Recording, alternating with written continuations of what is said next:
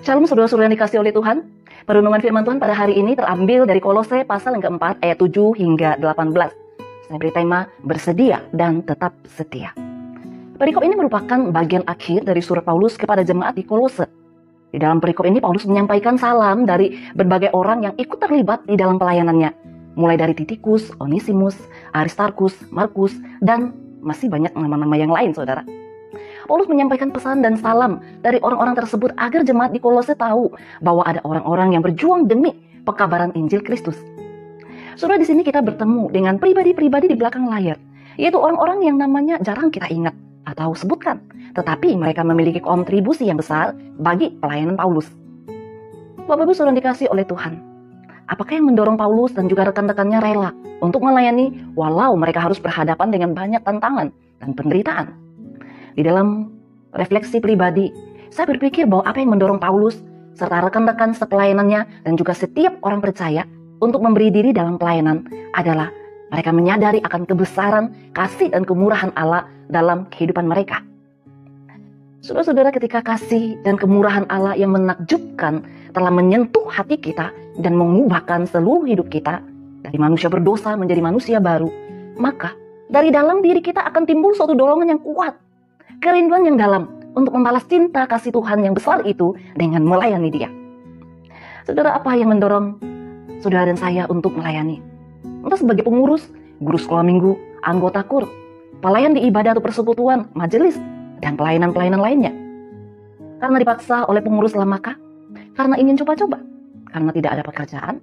Karena ingin cari pengalaman? Saudara, motivasi yang benar yang mendorong kita mau melayani seharusnya adalah karena Allah sudah terlebih dahulu menunjukkan kasih dan kemurahannya kepada kita.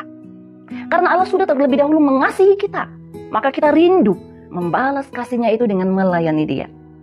Saya yakin saudara, inilah yang mendorong Paulus dan juga setiap nama yang disebutkan di dalam perikop ini merespon akan panggilan Allah. Bapak Ibu saudara dikasih oleh Tuhan, melalui pembelajaran ini setidaknya ada dua sikap atau respon yang Allah inginkan dari pelayannya. Respon yang pertama adalah sedia. Sedia berarti memiliki komitmen untuk memberi diri dipakai Allah menjadi pelayannya. Mengingat kemurahan Allah yang terlampau besar, maka tidak ada hal yang terlalu besar untuk dipersembahkan kepada Allah. Tidak ada hal yang patut disayangkan ketika kita mempersembahkan hidup kita untuk melayani Allah.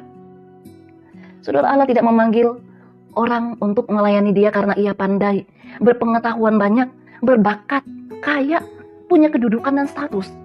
Tetapi Dia ingin memakai orang yang bersedia mempersembahkan seluruh hidupnya untuk melayaninya.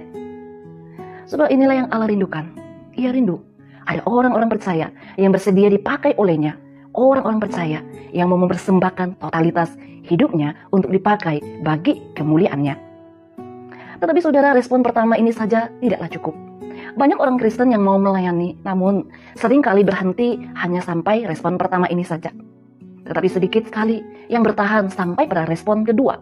Dan inilah sikap atau respon kedua yang Allah inginkan ada pada pelayannya, yaitu setia. Setia berarti tekun dan tetap bertahan dalam pelayanan, apapun dan bagaimanapun keadaannya. Seringkali orang Kristen yang mau melayani berhenti hanya sampai pada mempersembahkan atau mendedikasikan diri di awal pelayanan. Hanya semangat waktu mula-mula saja, tetapi tidak setia. Tidak tekun bertahan dalam pelayanan. Hanya panas-panas di awal saja. Setelah lama-kelamaan menjadi dingin. Saudara, ingatlah, kita dipanggil Allah untuk menjadi pelayan-pelayan yang setia. Di dalam perikop Kolose 4:7-18, pada ayat 18, Paulus walau di dalam penjara, namun tetap setia mengajarkan kebenaran firman Tuhan kepada orang-orang percaya. Saudara, jika saudara sudah bertekad untuk melayani, jangan merasa cukup sampai di situ saja. Saudara dan saya harus menindaklanjuti tekad dan juga kesediaan saudara itu dengan menunjukkan kesetiaan dalam pelayanan sampai tuntas, sampai selesai. Untuk bisa setia dalam pelayanan tentu saja tidak mudah. Perlu perjuangan, perlu ketekunan di dalam menghadapi setiap tantangan pelayanan yang menanti di hadapan kita. Dalam pelayanan, janganlah kita bergantung kepada manusia atau mencari pengakuan dan juga pujian manusia.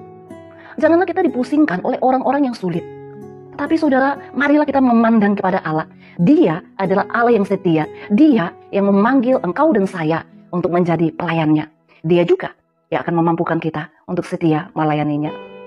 Dialah Allah sang pemilik dan pemelihara pelayanan. Bagian kita adalah setia menjalankan tanggung jawab kita.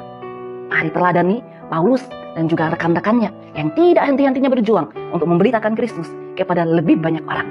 Kiranya melalui perenungan pada hari ini, kita dapat senantiasa menjadi pelayan Tuhan yang bersedia untuk memberi diri dan tetap setia di dalam segala keadaan. Tuhan Yesus memberkati kita. Mari kita berdoa. Terima kasih Bapa untuk kepercayaan yang Tuhan berikan kepada setiap kami orang-orang percaya untuk mengambil bagian di dalam pelayanan yang ada hari ini.